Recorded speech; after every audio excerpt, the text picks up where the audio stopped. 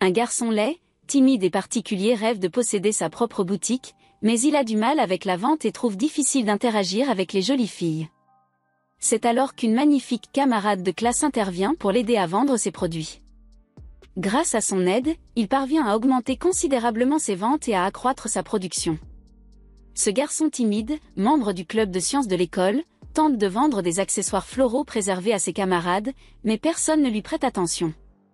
Pendant l'automne de sa 8e année scolaire, il réalise pour la première fois que la vente n'est pas faite pour tout le monde. À la fin de la journée, il n'avait vendu que 5 des 100 accessoires qu'il possédait.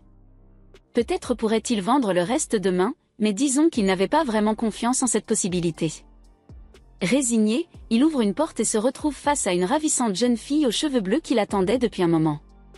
Avec une curiosité presque enfantine, elle se précipite vers le garçon et lui demande s'il est bien Y Natsume, du club de sciences. Dès qu'il confirme, elle le réprimande pour avoir laissé sa petite boutique sans surveillance, car des filles étaient venues voir les accessoires, mais étaient reparties les mains vides. En réponse, Natsume baisse la tête, sans montrer la moindre confiance dans sa capacité à vendre d'autres produits. Mais la jeune fille lui révèle que la foule s'était enflammée et que les accessoires s'étaient vendus comme des petits pains. 15 personnes étaient venues, et 27 produits avaient été vendus. Gêné, le garçon prend l'enveloppe contenant l'argent sans oser regarder sa camarade dans les yeux. Elle lui demande pourquoi il évite son regard, mais même lui ne pourrait pas l'expliquer. En réalité, il n'a tout simplement pas l'habitude de parler avec des filles aussi jolies, mais bien sûr, il ne lui avoue pas la véritable raison. Au fait, la fille lui demande pourquoi il doit vendre ses 100 accessoires. Natsume, surpris qu'elle soit au courant, apprend alors que Monsieur Sato lui a tout raconté. En interagissant avec elle, Natsume ressent une pression silencieuse émanant de cette figure enthousiaste et extravertie, comme si elle voulait l'amener à révéler ses secrets les plus profonds sans raison, ce qu'il ne peut faire, convaincue qu'elle se moquerait de lui si elle découvrait ce qui se passe vraiment. Cependant, Natsume prend une profonde inspiration et avoue qu'il souhaite se spécialiser un jour dans les accessoires floraux, bien que ses parents insistent pour qu'il devienne fonctionnaire. À cause de ce désaccord, le garçon a décidé de prouver à ses parents qu'il pouvait être vendeur, et s'est engagé à vendre 100 accessoires lors du festival culturel. En entendant cela, la fille éclate immédiatement de rire, projetant le jus qu'elle était en train de boire sur le visage du garçon, en affirmant que tout parent responsable essaierait d'empêcher son enfant de se lancer dans un projet de vie aussi imprudent. Voyant que cette fille audacieuse le traite ouvertement d'idiot, il lui dit de se taire sans hésiter. Après tout, il venait à peine de faire connaissance. Impassible, elle lui demande combien d'accessoires il lui reste, et Natsume répond qu'il en reste 68, apparemment. Alors, la fausse héroïne propose de vendre le reste le lendemain, sinon elle ne s'appellerait pas Imori de Yuzuka. 2 ans plus tard, en classe, Natsume voit 2 filles montrant une photo de lui sur un réseau social et demandant où elles peuvent se procurer des boucles d'oreilles comme celles qu'il porte. À ce moment-là, Imori sort une carte et révèle qu'elles sont disponibles sur la boutique en ligne You. Si vous vous demandez si la vente d'accessoires à ce festival, 2 ans auparavant, a été un succès, oui, la fille aux cheveux bleus a réussi à tout vendre. Aujourd'hui, Natsume expédie les produits qu'il fait la publicité dans le magasin familial de proximité. Comme pour toute petite entreprise, divers problèmes surviennent, mais Natsume est payé pour l'acquisition des fleurs, donc il n'a pas vraiment de raison de se plaindre. C'est comme si c'était un monde à part de la réalité, mais il aime cette solitude. Ses sœurs disent que le garçon est introverti, et en effet, il est né comme ça. Aujourd'hui, il est un créateur qui s'épanouit en embrassant sa solitude. En plein travail, Natsume est enlacée par derrière par Imori. Puis, elle s'assoit sur ses genoux pour le déranger, car il travaille depuis des heures sans lui prêter attention. Le garçon repensait au festival culturel de cette année-là et commente qu'Imori avait les cheveux longs, ce à quoi elle répond que lui aussi a beaucoup grandi depuis. De plus, elle s'accroche à son dos comme si elle était un sac à dos et commence à lui serrer le cou. Après tout, c'est le meilleur cou à enlacer de tout le Japon. Ainsi va le quotidien de ces 2 tourtereaux, et de la boutique de jardin miniature qu'ils ont construite au fil des années. Revenons à cette époque. Un jour, dans un petit restaurant, Natsume a demandé à Imari pourquoi elle l'avait aidé. Elle répondit alors qu'elle n'avait pas vraiment essayé de l'aider, mais qu'elle pensait simplement pouvoir vendre tous ses accessoires. Avec cette idée en tête, elle alla encore plus loin et proposa de l'aider à monter la boutique que Natsume rêvait d'ouvrir. Par exemple, elle voulait vraiment ce collier ras du cou qu'il lui avait offert. D'ailleurs, Imari voyait toujours Natsum travailler la résine dans le laboratoire de sciences, à travers la fenêtre du couloir. Un jour, elle avait même essayé de l'appeler, mais il l'avait ignorée. En plus, elle sait que le garçon prend soin des fleurs du jardin tous les jours, qu'il leur a donné à chacune un nom, et qu'il avait pleuré lorsqu'il avait dû en couper certaines. En réalité, Imari comptait simplement acheter ce collier dans une boutique en ligne au hasard. Mais en voyant que la boutique de son camarade battait de l'aile, elle décida de lui demander une énorme faveur, qui lui coûta cher, si bien que Natsum lui en devait une. Natsum lui demande alors ce qu'il lui doit. Imari lui demande si elle peut garder les yeux de son camarade. Devant l'expression abasourdie du garçon, la jeune femme lui vole son cheeseburger des mains et y croque sans gêne.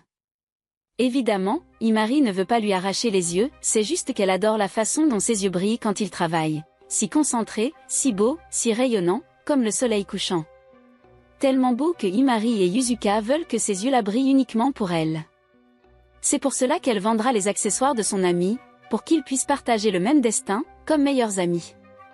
En entendant cela, Natsum croque dans le hamburger que la fille tient encore dans sa main, en pensant que l'anémone flaccida qu'il lui avait offerte symbolise l'amitié, la coopération et le lien indéfectible.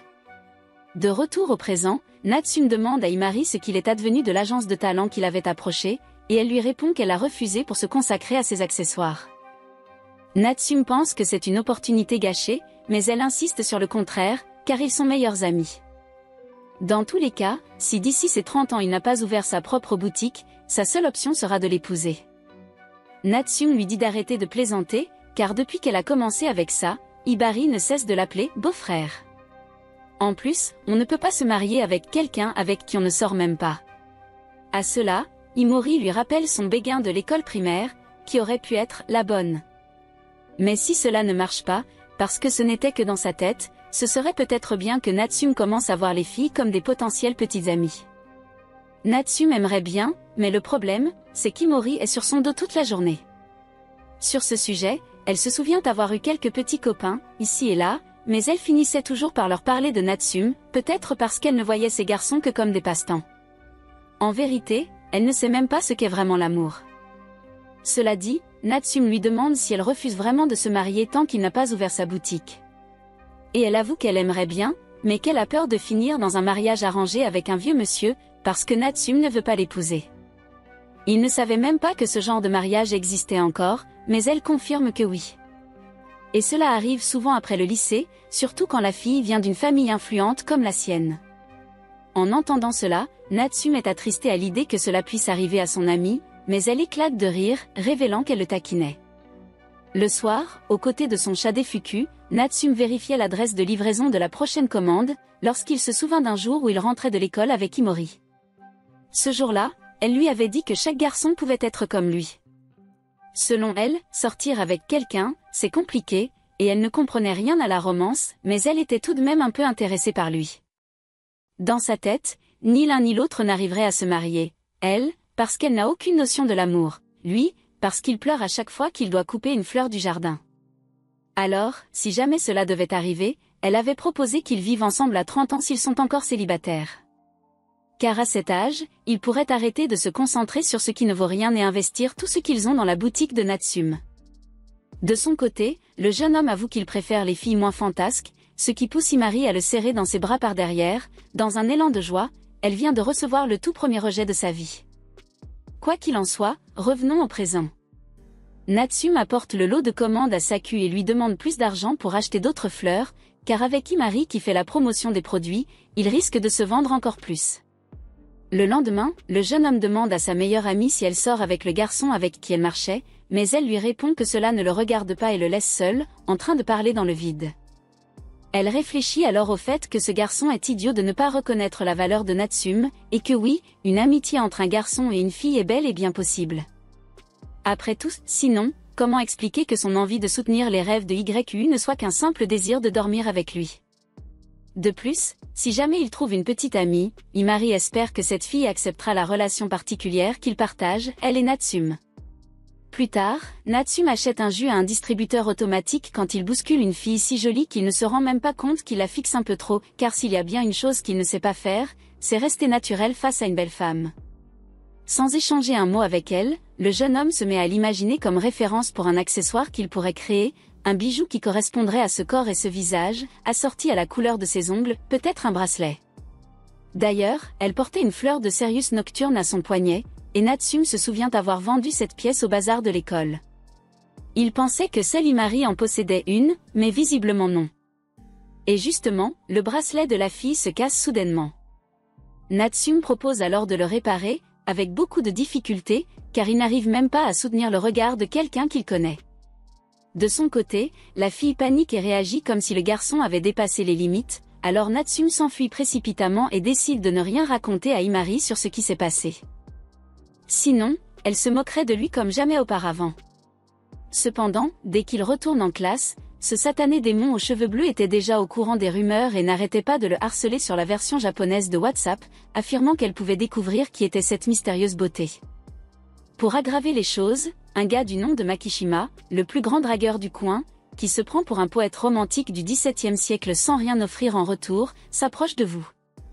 Pour une raison quelconque, Makishima vous témoignait une grande admiration, ce qui pourrait bien être la raison pour laquelle Imari est apparu juste pour marquer son territoire, sans rien comprendre à la situation.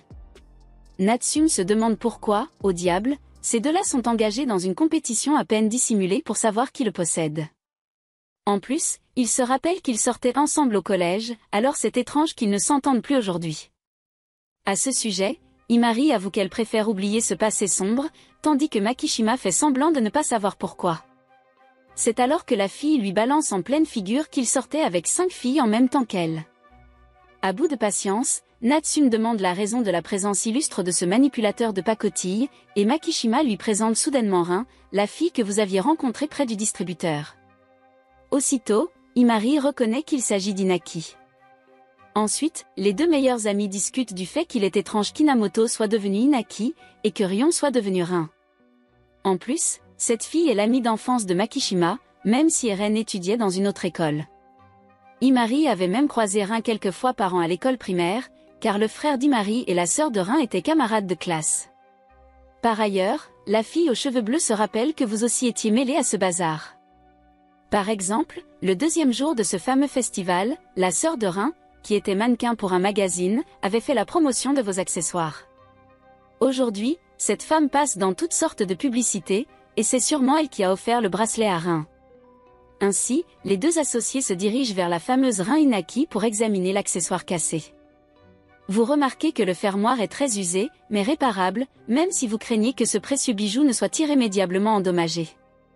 Rin perd alors son sang-froid et bondit sur la table en quête de réponse, poussant Imari à prévenir que ce garçon est extrêmement timide avec les jolies filles, alors Rin devrait y aller doucement pour ne pas l'effrayer.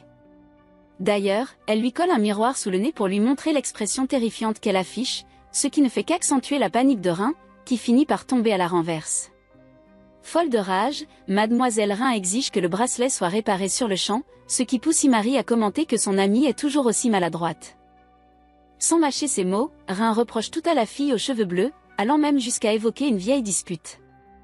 Imari avait volé le porte-clés et les jouets préférés d'Inaki. Pour la première fois, YU voit sa meilleure amie se faire corriger verbalement d'une manière si éclairante qu'il pense qu'il serait bon d'apprendre cette technique. Mais ça ne s'arrête pas là. L'accusatrice se remémore ce cours d'éducation physique désastreux en première année, tandis qu'Imari se défend en affirmant qu'elle n'a pas pu résister à ce charme irrésistible et à ses courbes disproportionnées. D'ailleurs, sans aucune honte, peut-être portée par les souvenirs, Imari, alias Suzuka, répète exactement le même geste qu'elle avait fait ce jour-là, provoquant une véritable émeute dans la pièce. C'est pour cette raison que la fautive fut forcée de porter un panneau sur lequel était inscrit « J'ai encore attrapé les pastèques de ma camarade de classe ». Retrouvant enfin un peu de calme pour travailler, YU commence la restauration, et Rin est impressionné par la concentration du jeune professionnel. D'ailleurs, Imari remarque que le garçon est tellement absorbé par ce qu'il fait qu'il ne remarque même pas ce qui se passe autour de lui. Pour le prouver, dès qu'il termine la réparation et lève les yeux, il découvre les filles en train de retenir un fou rire. En effet, Imari avait réussi à nouer plusieurs petits rubans dans ses cheveux sans qu'ils ne s'en aperçoivent. Quoi qu'il en soit, après tout ce tumulte, la réparation est un succès, et Rin remercie sincèrement YU. Comme il est temps de partir, YU rentre à pied avant que la pluie ne commence à tomber. Restée seule avec Imari, Rin lui demande s'il y a quelque chose entre elle et YU, ce à quoi Imari répond par une plaisanterie, insinuant que la brune a des vues sur son beau gosse. Mais intérieurement, Imari ressent une jalousie silencieuse, tout en se disant que Rin ne pourrait jamais vraiment comprendre la personnalité ni le talent de Natsume. Elle a également peur de ne plus pouvoir rester aussi proche de son meilleur ami s'il venait à se rapprocher trop de quelqu'un d'autre. Alors qu'il commence à pleuvoir à l'arrêt de bus, Rin demande si son ami a déjà reçu une déclaration d'amour d'une personne qu'elle ne connaissait pas. Sa mère lui avait dit que seuls les cœurs sincères pouvaient créer des choses qui touchaient ceux des autres. Rin ne savait pas qui était l'auteur de cette déclaration, mais elle sentait que c'était quelqu'un de proche. Elle montre alors une photo d'Imari, en expliquant que les créations de ce garçon apparaissaient toujours en arrière-plan de ses clichés, ce qui la pousse à croire que Natsume pourrait bien être ce mystérieux admirateur. À cet instant, Imari serre son collier contre elle et réalise qu'il était peut-être présomptueux de croire qu'elle seule savait apprécier la vraie valeur de YU, et que leur amitié surpassait tout le reste. Finalement, tout cela n'était peut-être qu'un doux rêve qu'elle s'était inventé.